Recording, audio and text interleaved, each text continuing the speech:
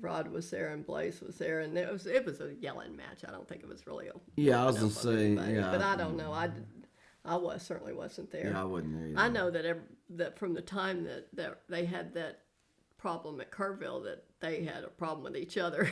Period. You know that problem, right? Where they kicked Blaze out of Kerrville. He used the F-bomb on stage at Kerrville, and they kicked him out. And then he came back the next year, clean shaven, dressed like a woman. To get in, to fake his way in, just like a woman. And he made it in, but he was so ugly as a woman. He was really an ugly 6'4" woman. And I don't think he shaved his legs, but a lot of people Kerrville didn't shave. Well, their if you legs. look down, yeah, they all looked about the same. But it was bad. Yeah. And they finally figured out, send security to the Bozo, Townsend's Bozo bus. We've got a spotting of Blaze Foley dressed like a woman. Blaze and drag. Yeah, that was bad. That's a scary thought. Yeah. After I had become fairly well established as the head of the trash crew down there, and one of the supervisors, I guess, Blaze and his entourage showed up one night, and he was pretty messed up. They weren't going to let him in. They were going to keep him out. And he was in drag. He had a dress, about 14 high heels, size 14 high heels, has some pantyhose, and had makeup, eyeshadow and everything like that, and these big heart-shaped sunglasses, and his beard. And he was raising a lot of hell, and they weren't going to let him in. And I just happened to be passing by at the time. I saw the commotion. I went over to see what was going on. And I said, I know this man. I'll vouch for him. He's my guest. So I brought Blaze in. And he was a handful. I mean, he was just raising all kinds of hell there, and more than I could manage. But every camp that we would stop at, I'd hit them up for whatever they had to drink, not beer or anything, but hard stuff. And I just kept pouring the liquor into it because he was already about 3 sheets in the wind. So it took about an hour and a half, and he passed out. And then he wasn't a problem anymore. Oh, well, he had lipstick on. Forgot that. Lipstick on with a big mustache. Goodness, the questions are rolling in. Well, here, let me tell you one story before I get. Well, this is my really only great Blaze story. I feel like I remember this story better than anyone else, and that's the day that Blaze snuck into the Kerrville Folk Festival. Rod Kennedy runs the Kerrville Folk Festival, and I don't know what happened. They got into a fight. Maybe Blaze threw a punch at a restaurant or something. I don't know. Maybe it was Rod insulted him somehow. Blaze insulted him back. Rod's kind of he can be a little reactionary. Anyway, he had 86'd Blaze from the ranch, which is the Kerrville Folk Festival goes on every year. It's a big event around here, especially for us songwriters, and it's in the Quiet Valley Ranch out in Kerrville, Texas. Anyway, so he had 86 Blaze from the ranch, so Blaze never went out there. But one year, he decided to go out, and he drove out with Mickey White. No, I'm sorry, not with Mickey White. What am I thinking? I don't know. He drove out. He drove out with someone else. He drove out in the middle of the night.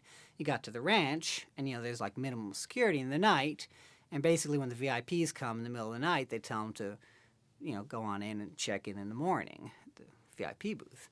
So he told him he was Mickey White. Mickey White is Townsend's guitar player from back then. So he said, well, I'm Mickey White. They said, okay, we'll go and check in the morning. So anyway, so this is the middle of the night. So I wake up. We're all camping out there. So I wake up early in the morning, and I've been up late, and I'm tired. I haven't had coffee. I walk over to this campfire. I sit down. I look to the left of me, and there's this big woman, I think, ugly. I just look away and think, wait a minute. And then I hear his voice, Kai, it's me, Blaze. I'm incognito. Oh, he had dressed up. He'd got a wig, and he put this dress on. I mean, he still had his mustache. He didn't look anything like a woman. Exactly.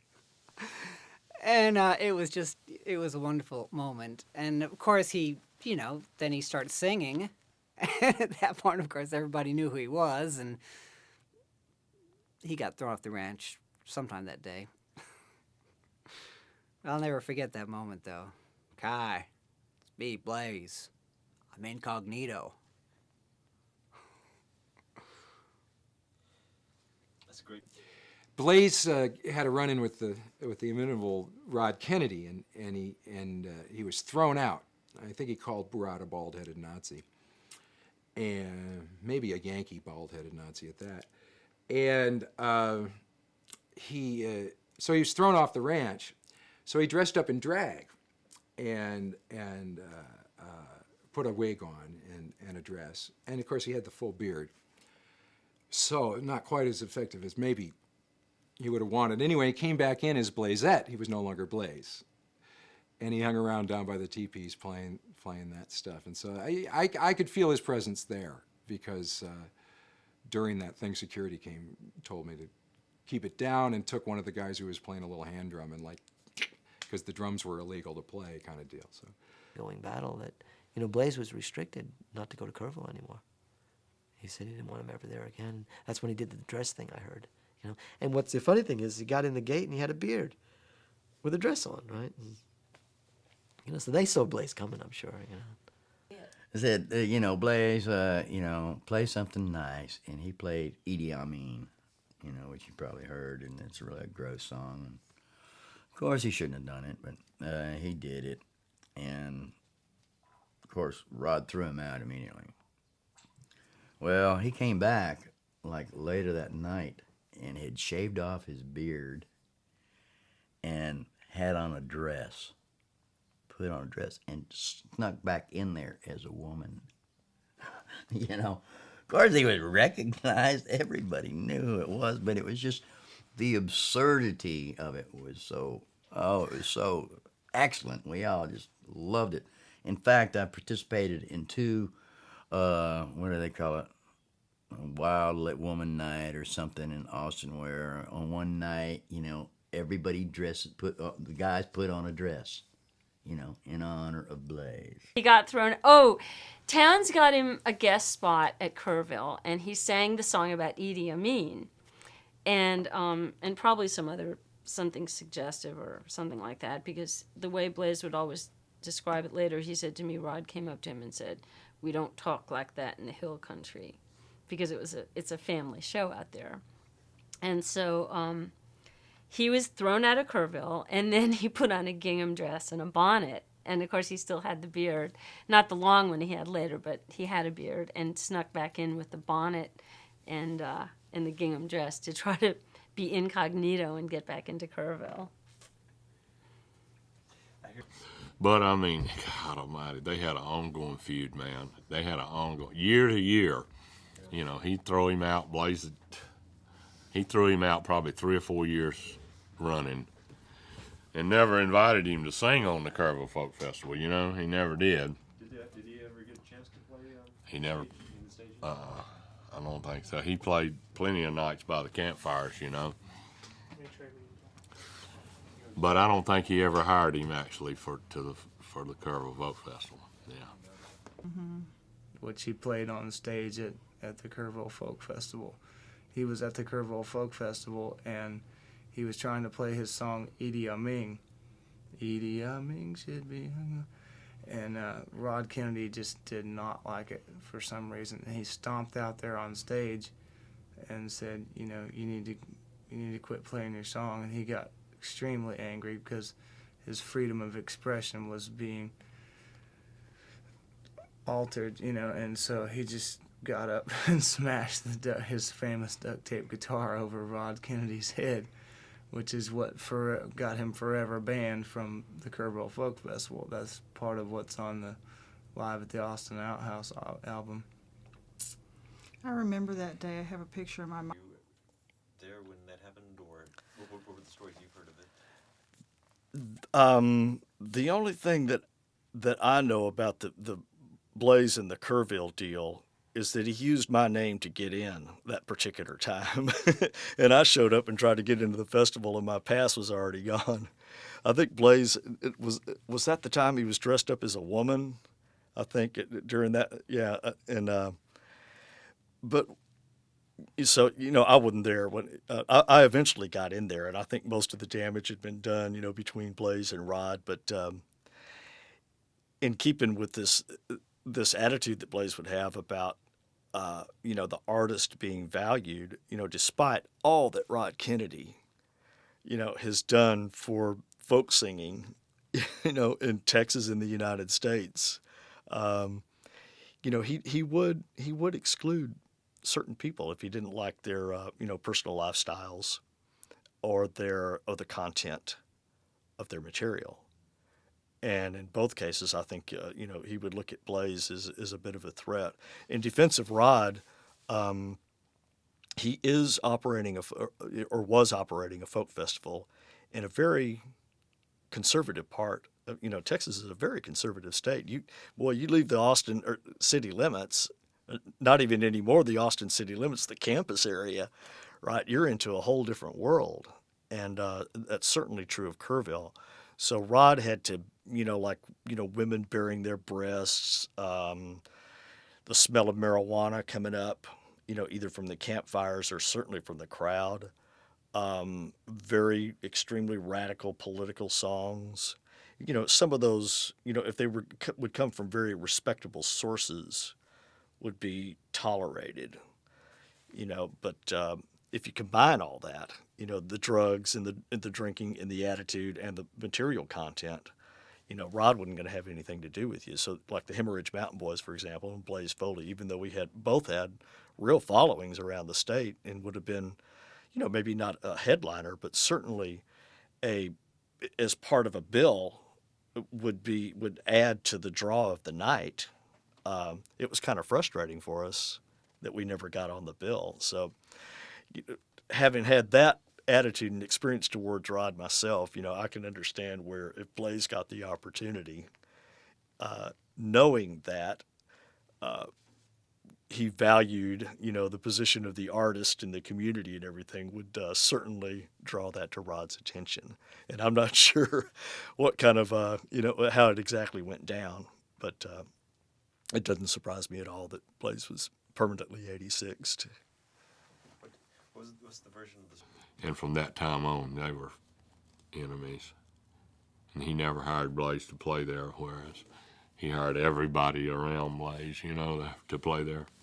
Rod Kennedy, and I don't know him personally, but this comes down from Towns and all the people that I knew that knew Blaze. Blaze, with Towns, Rod Kennedy could put up with Towns in his way because Towns was he had made that realm where you can do anything and it's cool. He's one of them that already has been accepted as whatever he says is cool. And Blaze hadn't. Blaze was just kind of, he was always around, and he was always political, and Rod Kennedy was so lily white down there with the Kerrville Folk Festival that Blaze didn't like that atmosphere of families only, no drinking, no smoking. Rod Kennedy didn't like none of that stuff. But, everybody he hired had, and Blaze called it, a spade a spade, He says, yeah, you got your place here with camping for families and all like that, no drinking. At that time, there was no drinking and no smoking or nothing at the folk festival. He wanted it lily white, and Blaze darkened it a whole lot. So every year he would throw him out of there. He would throw him out of the Kerrville Folk Festival. Never hired him to play there. When Towns would go, he would hire Towns. Blaze would go with Towns. Rod Kennedy would end up throwing Blaze out. One of the stories that we've been told is that he got kicked out of Kerrville. This year working with Kerrville. Yeah. Do you know how many times he played at Kerrville? He was on stage. on one of the stages up there? And do you know anything about any run-ins with Rod Kennedy?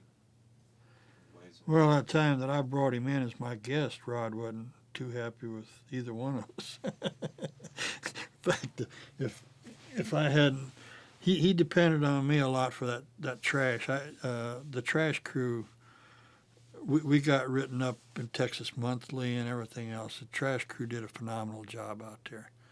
People would come out, just could not believe a festival like that was that clean, immaculate. I mean, cigarette butts even.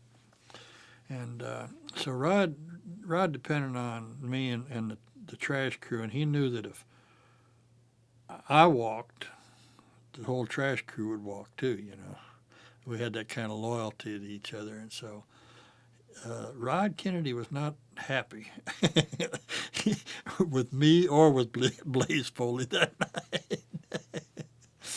And but no, I don't recall. I don't know if he ever got booked there or not. I can't recall any bookings that he had.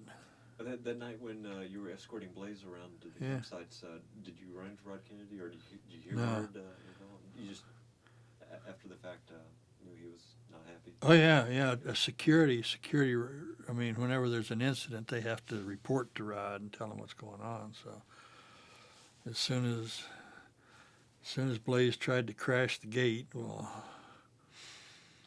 security was all over him, and then I came by and rescued him, and then, of course, they went and reported it to Rod, and Rod wasn't happy.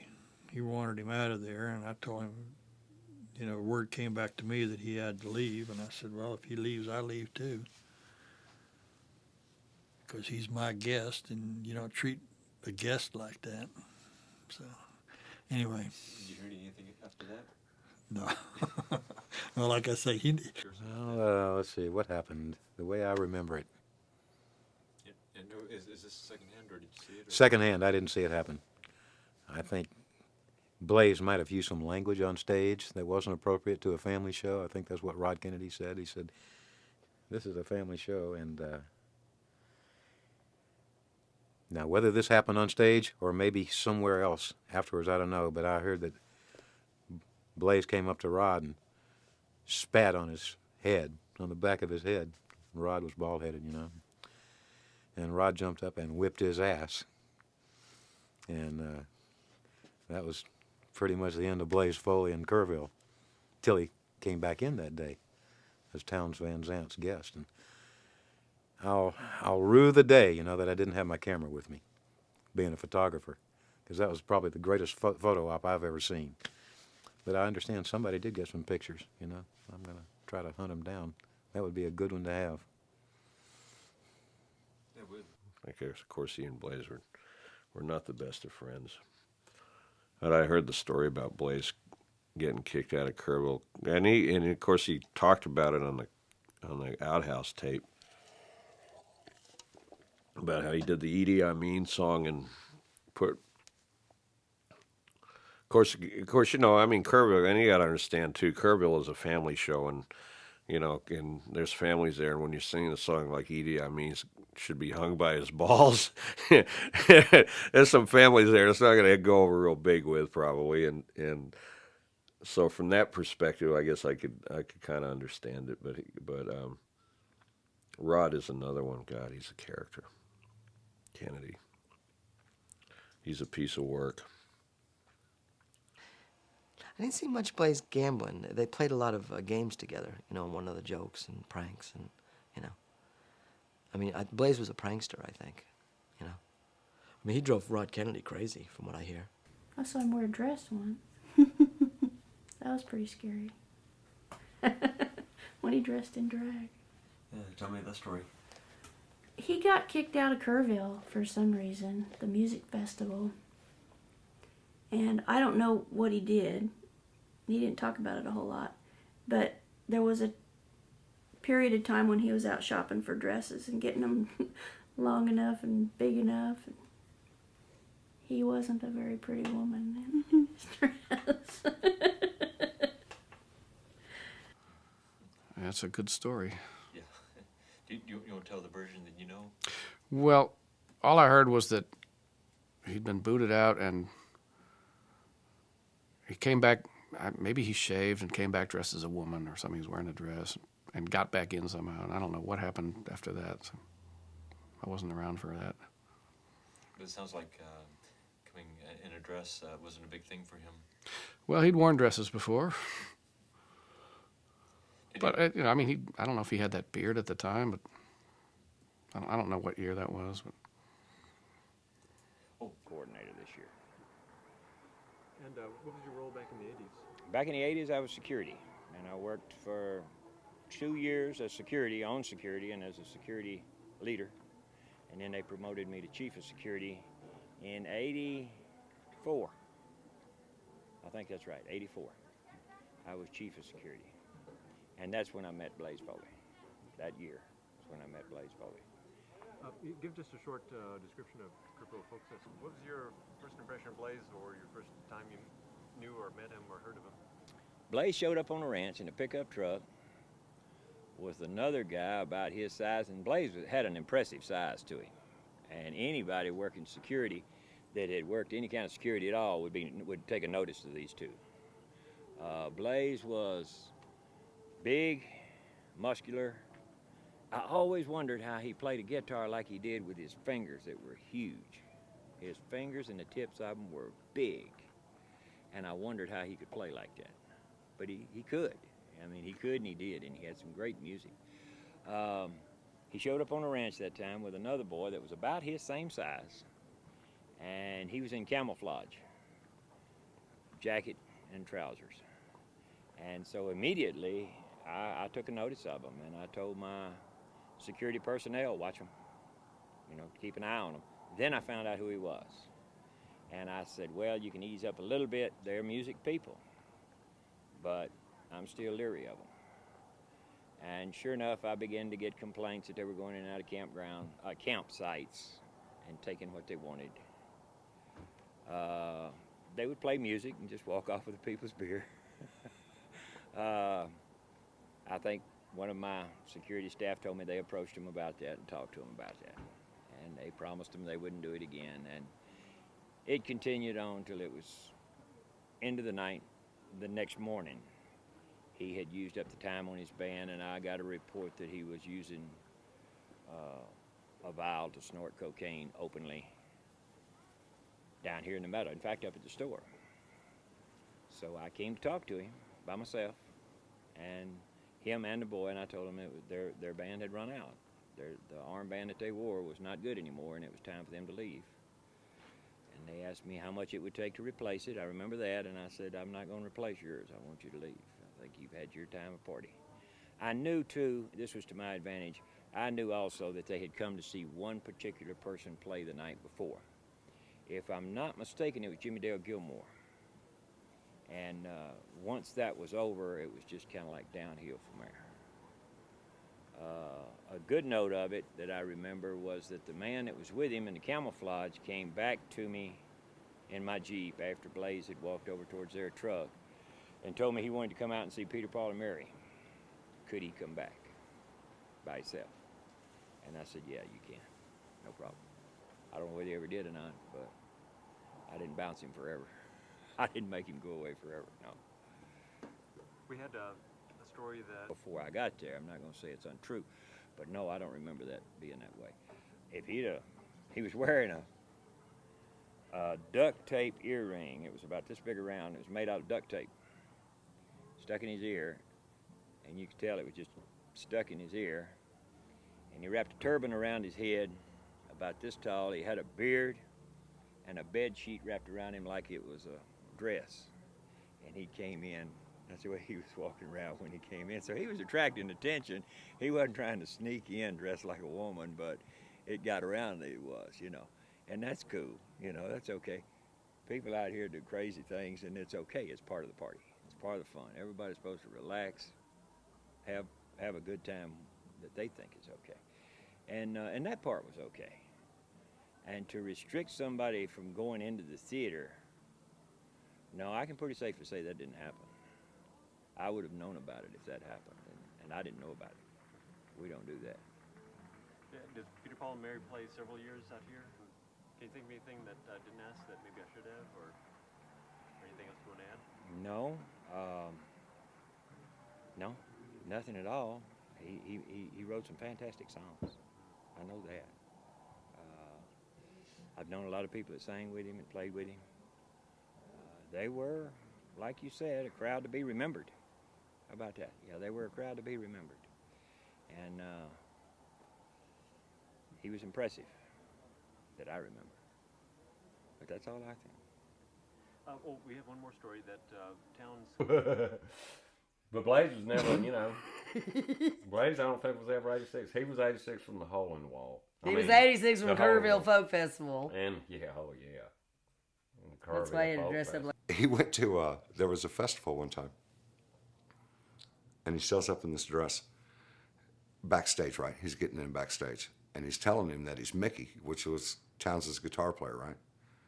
So they gave him Mickey's backstage pass, right? Well, Mickey shows up and they go, "Who in the fuck do you think you are, you know? You've already been in."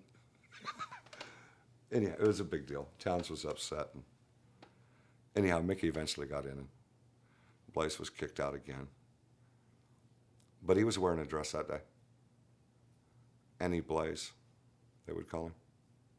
Come back with an insult for them. Yeah. He'd take them on. He wouldn't back down.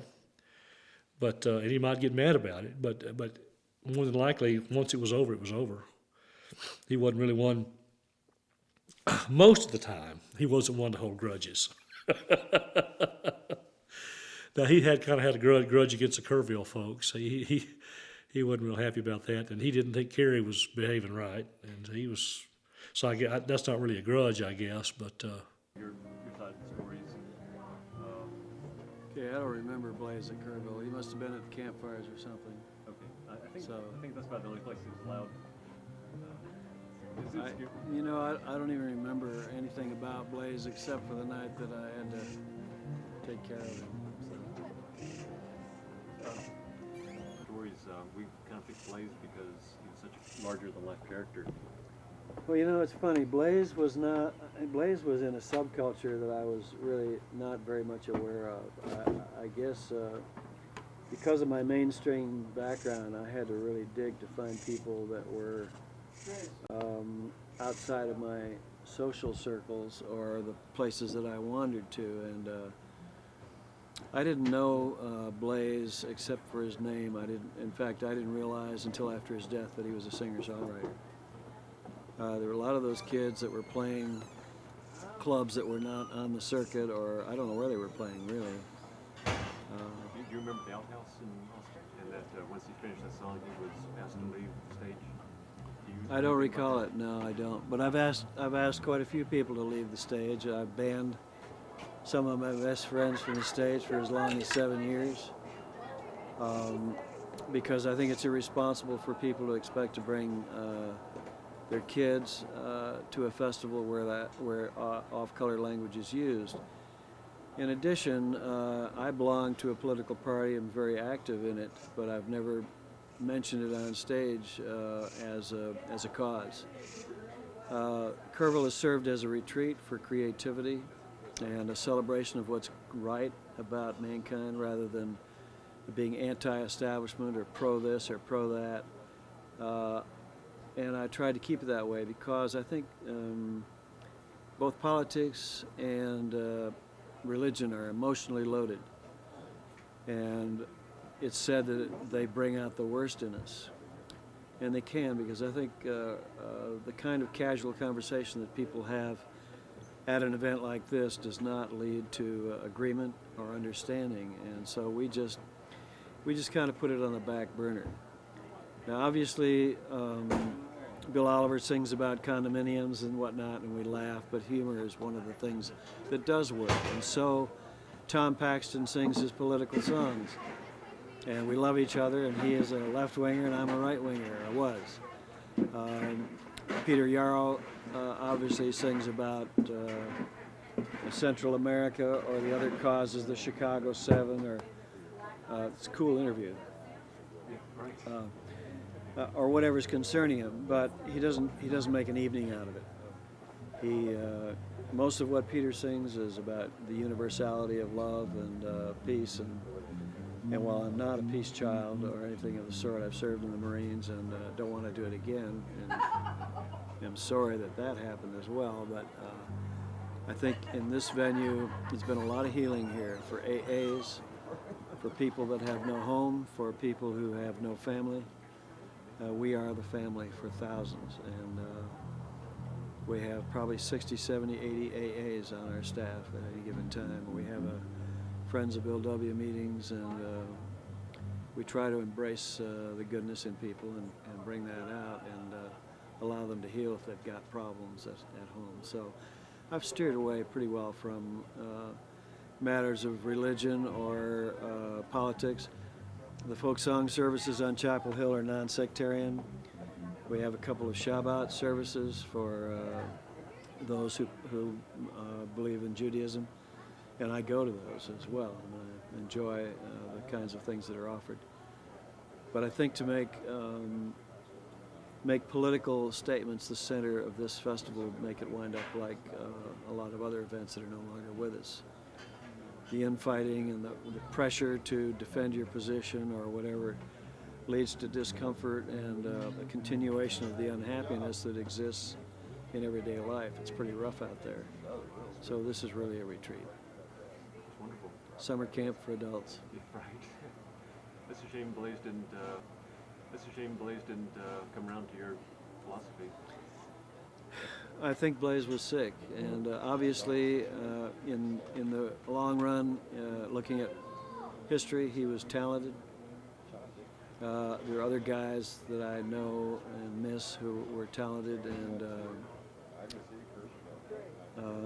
injured themselves through chemical use and lack of food, lack of income, and excesses of all kinds. And my excess is overwork. And I never had time to do all that other stuff, so I don't understand much about it, but I know that I try not to have it here. Can you think of anything else I didn't ask? Period. You know that problem, right? Where they kicked Blaze out of Kerrville?